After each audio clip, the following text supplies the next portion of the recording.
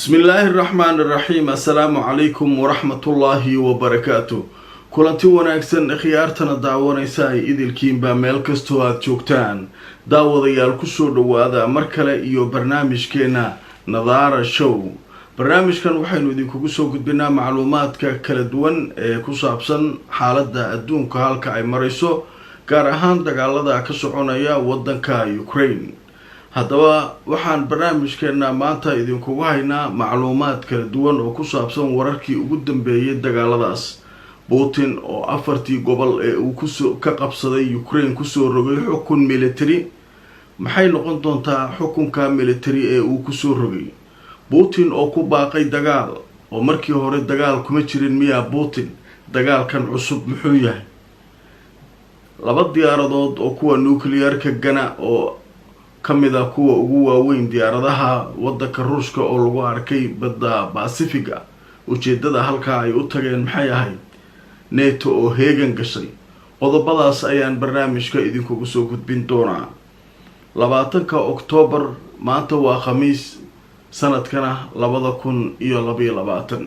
barnaamijkeena soo gudbintiisa waxaa gacan naga siiya shirkadda xawaalada ee la yiraahdo Safari Remit. xarunteedu waa UK, adeegeeduna waa online. fadlan booqo bogooda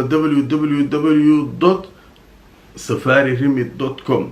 saddexda lacagood oo ugu horeyso aad dirsanaysana waa lacag la'aan. ilaa iminka wadamada ay xawaalada kugu diri karto waxaa kamid ah Kenya, Soomaaliya, Uganda, Djibouti, Ethiopia, Sudan, South Sudan, Tanzania iyo Turkey. qiimahana aad ayuu u jaban yahay marka loo eego shirkadaha kale ee ka shaqeeya xawaalada. xawaaladan waa online. waa tahay daawadayaal mar kale isku soo noqod wanaagsan. telefishinka wadanka Ruushka ee la yiraahdo RT ayaa sheegay in madaxweynaha Ruushka uu ku soo rogay afartii gobol ee Ruushku ay hore ugala wareegeen Ukraine oo ay ka qaateen xukun military. telefishinku waxa uu soo daayay madaxweynaha oo arinta ka hadlaya isla markaana kulan dhinaca fogaan araga kula qaadanaya mas'uuliyiin ka tirsan golaha amniga qaranka ee wadankaasi Ruushka. haddaba xukunkan military muxuu macnaa uu ku fadhiyaa afarta gobol maadaama dagaalo culus afarta gobol ay ka socdaan Ukraine ay doonayso afarteeda gobol inay dib u soo ceshato. Ruushkana uu sheegay inuu wadankiisa ku darsaday oo afarta gobol ay wadankiisa ka mid yihiin. midda kale oo warbaahintu ay ka hadlaysana waxay tahay Putin wuxuu ku dhawaaqay dagaal oo markii hore Putin dagaal kuma jirin miya.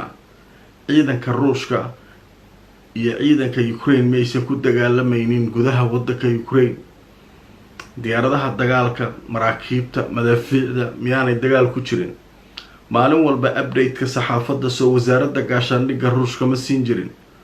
marka ilaa hadda adduunyadu waxay ku wareersan tahay khiyaaraadka ama waxyaabaha uu dooran karo Putin way soo dhamaadeen baa la leeyahay. madaxweynaha Mareykanka oo hadlay wuxuu sheegay in Putin hadda ay ka dhamaadeen wax khiyaaraad ah. go'aamo dambe u haray ma jiraan, wax walba wuu sheegay. waxaana uu dhibaateynayaa sida uu sheegay shacabka Ukraine. wuxuuna taa sheegay inaan laga aqbali doonin in shacabka Ukraine uu dhibaateeyo. waa tahay marka xukunkan military ee lagu soo rogay afarta gobol maxay ka dhigan tahay? xukunka military waxay ka dhigan tahay in shirar aan la qaban karin, isu soo bax la sameyn karin, qofkii da'diisu ay weyn tahay xoog askarta loogu dari karo. shirkadaha iyo hay-adaha ganacsiga ee halka ku yaala waxa ay soo saaraan maalin kaliya lagu wareejin karo dagaalka militariga. marka waa xukun military oo dadka lagu boobayo.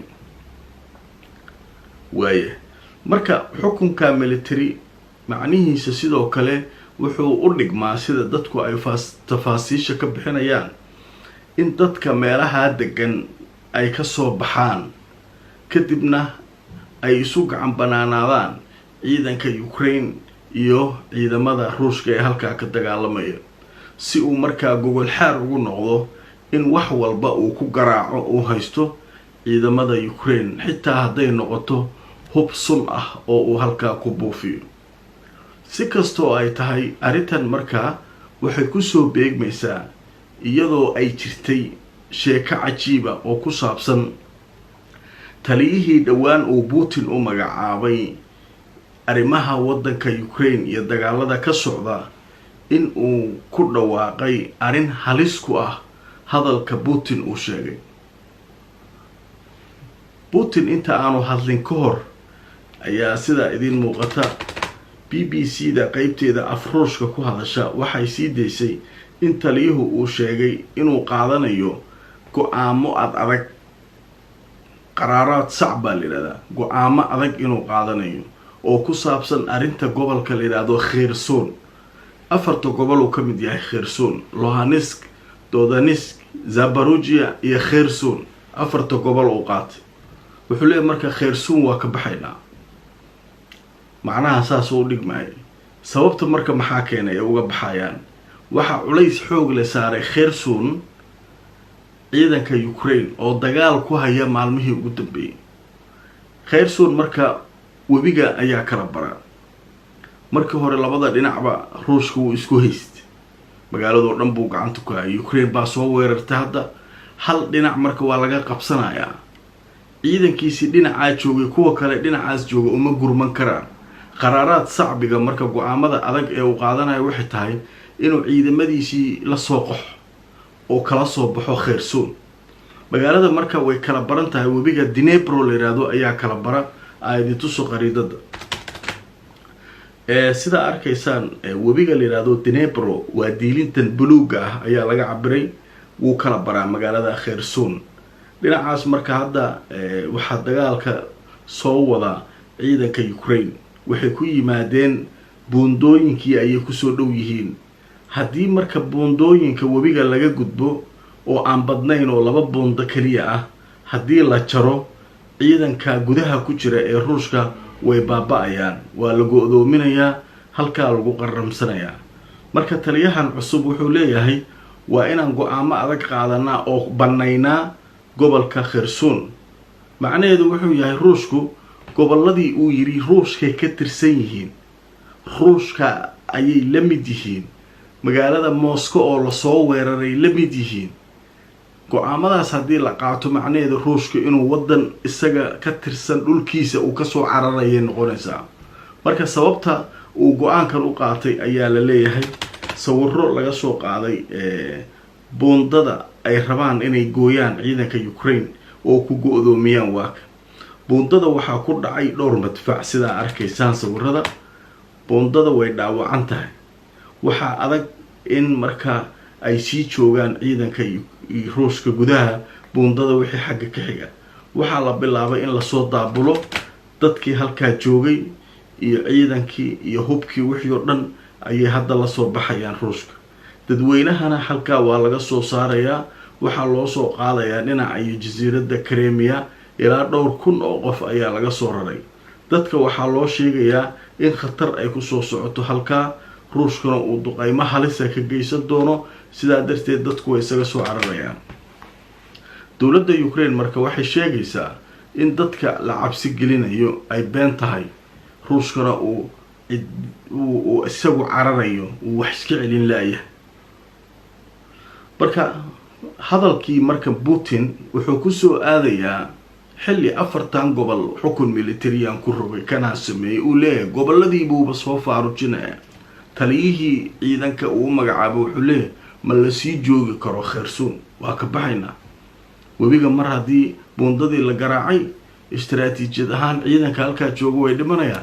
kuwaan halka jooga uma gurman karaan.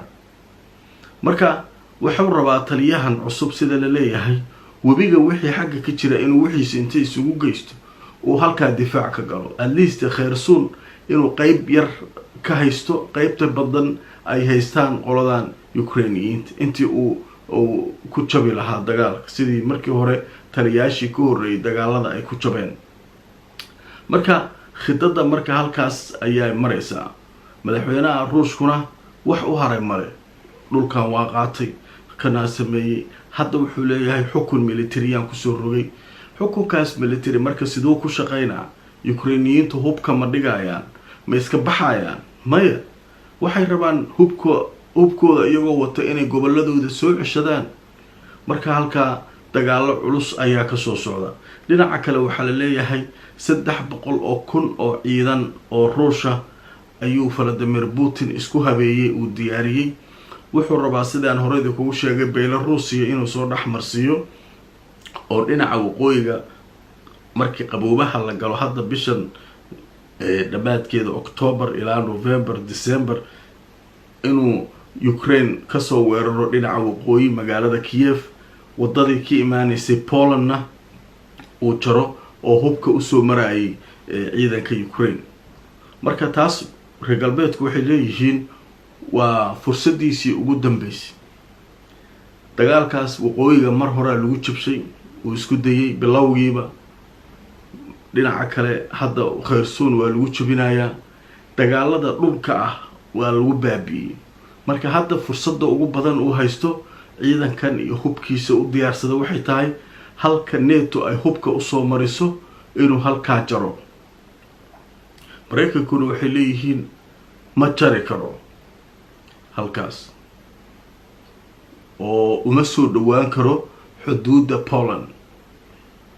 marka meeshaas khatar ayadana kasoo socota waa xilliga qaboobaha dagaalada halista ay dhici doona bilaha soo socda ayaa halkaa lagu cabirayaa.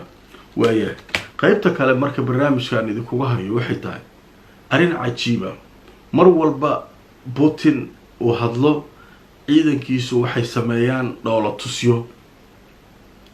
markii uu la wareegay sidaad ogeydeen dhawaan 4 gobol uu saxiixay waxaa la soo saaray markabkii ay Ruushku ugu magac dareen markabka yawmul qiyaamah ee nuclear-ka ku hubeysan. waa tii lagu wareeray maalmo dhan. haddana markii uu yiri xukun military ayaa 4 gobol ku soo rogay.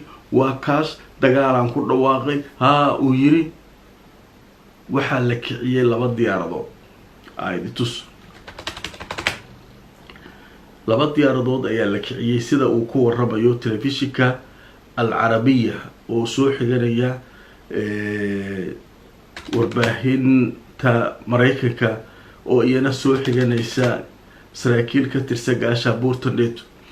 waxay leeyihiin 2 diyaaradood oo kuwa bambooyinka iyo gantaalaha rida ah oo lagu magacaabo sida idin muuqata 295 ama 295 ayaa lagu magacaabaa. marka waa kuwa uu ku dhaarto Ruushka. waxay ridayaan gantaalo 3,000 oo kiiloomitir ayay wax ka duqeynayaan. waxay soconaysaa 882 kiiloomitir saacadii ayay jaraysaa awoodda socodkeeda diyaaradaas.